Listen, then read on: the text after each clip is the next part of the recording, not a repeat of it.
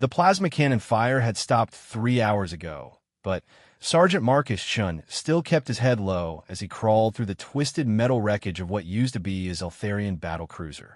The silence on Kepler 442b was never a good sign. It usually meant something much worse was coming. His squad had been sent to recover any salvageable tech from the crash site, but what Chun found instead made him freeze in place. There, pinned under a massive piece of hull plating, was something he had only heard about in intelligence briefings, but never seen up close. A Krillian war beast.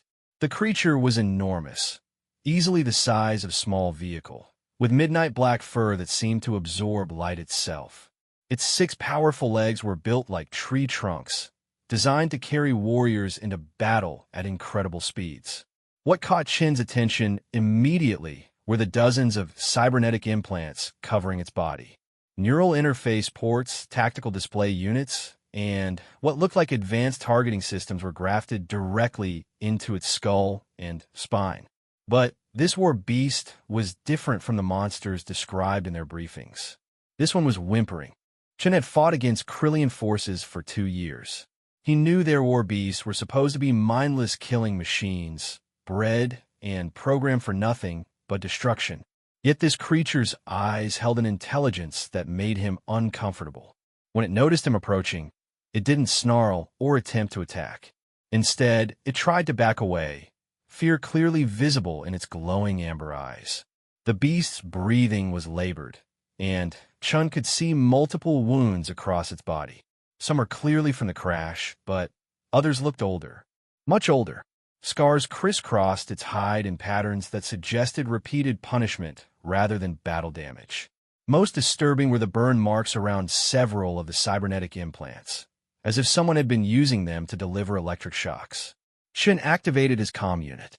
"Rodriguez, get over here. Bring the medical scanner." Private Rodriguez appeared within minutes, took one look at the trapped war beast, and immediately raised his rifle. "Sir, we need to put this thing down before it breaks free."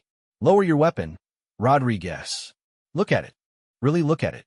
Rodriguez reluctantly complied, though he kept his finger near the trigger. As he studied the creature more carefully, his expression gradually changed from fear to confusion, then to something approaching sympathy. "Sir, those neural implants, they're not just for combat enhancement, are they?" Shin shook his head grimly. "Run a full scan. I want to know exactly what those Krillians did to this animal." The medical scanner revealed what Chun had begun to suspect. The cybernetic implants weren't just weapon systems. They were control devices. Sophisticated neural inhibitors designed to suppress natural behavior. Pain suppressors that would keep the beast fighting even when severely injured, and, most disturbingly, chemical dispensers that could flood the creature's system with artificial aggression compounds. "My God," Rodriguez whispered as he read the scanner results. "They turned it into a living weapon. But sir, look at this. The control systems are damaged. Have been for weeks, according to these readings." Chin studied the data more carefully.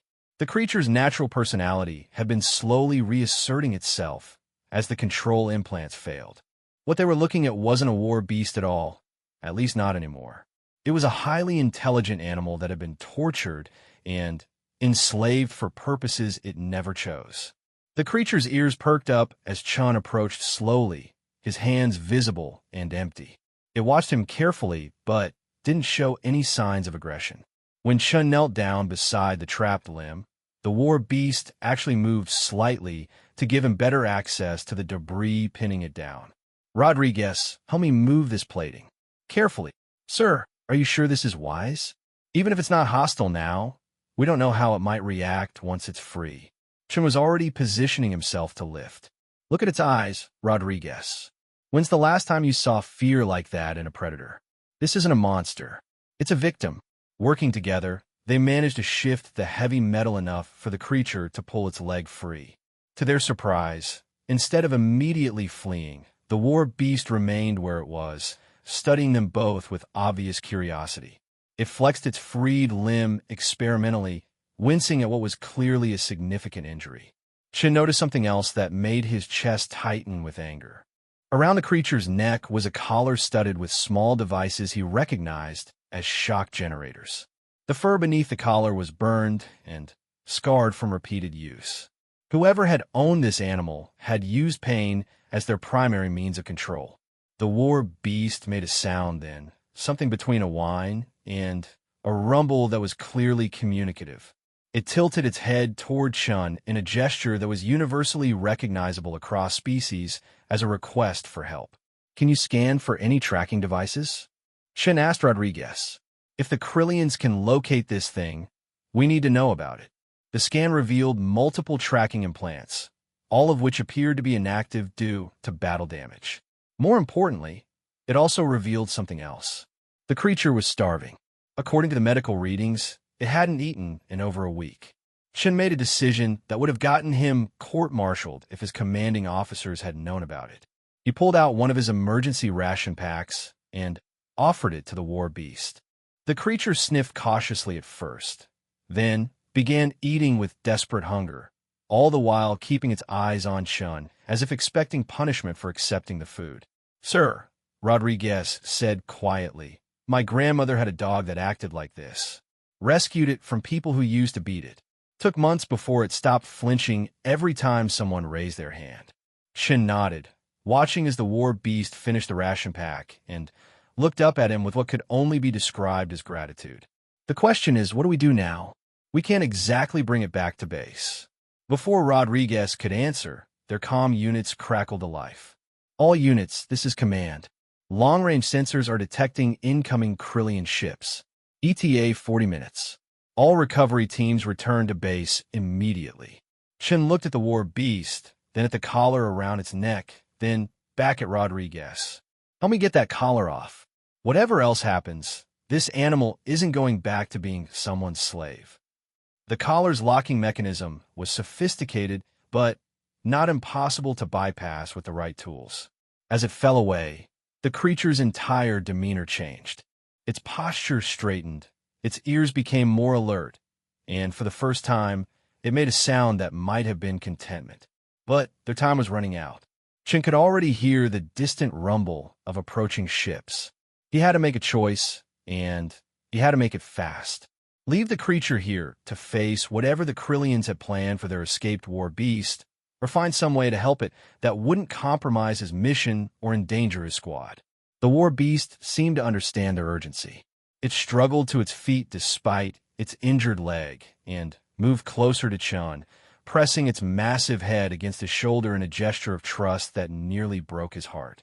This creature had been bred for war, tortured into compliance, and abandoned by its creators when it was no longer useful to them. But humans, Chin realized, had a very different relationship with animals than the Krillians did. Where they saw tools to be used and discarded, humans saw potential companions worthy of respect and care. The war beast had probably never experienced kindness in its entire life, and that was something Chun found absolutely unacceptable. As the sound of approaching ships grew louder, Chun made his decision. Whatever it took, he wasn't leaving this animal behind to face its former captors alone.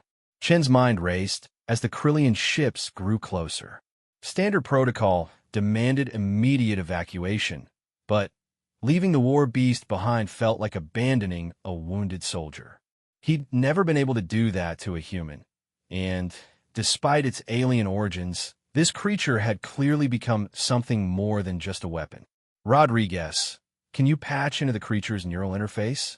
Just the communication protocols, nothing invasive." Rodriguez looked uncertain. "Sir, I'm not qualified for xenobiology procedures. If I damage something important, the Krillians are going to be here in 30 minutes. If we can't communicate with it properly, none of us are getting out of this alive." Chun gestured toward the approaching ships, their engines now clearly audible. "Besides, look at those interface ports. They're designed for field maintenance. The Krillians wouldn't make them complicated for their own troops to use." While Rodriguez reluctantly began working on establishing a basic communication link, Chin studied the tactical situation. Their extraction point was 8 kilometers through hostile terrain. The war beast was injured and couldn't move at full speed, and Krillian search teams would be combing this area within the hour. Every logical part of his military training told him to leave the creature and save his squad. But Chen had grown up on a farm in rural Montana, where you didn't abandon animals in trouble, no matter how inconvenient helping them might be. His grandfather had always said that how people treated creatures that couldn't defend themselves revealed everything about their true character. The Krillians had clearly failed that test. Chen refused to do the same. Got it, Rodriguez announced suddenly.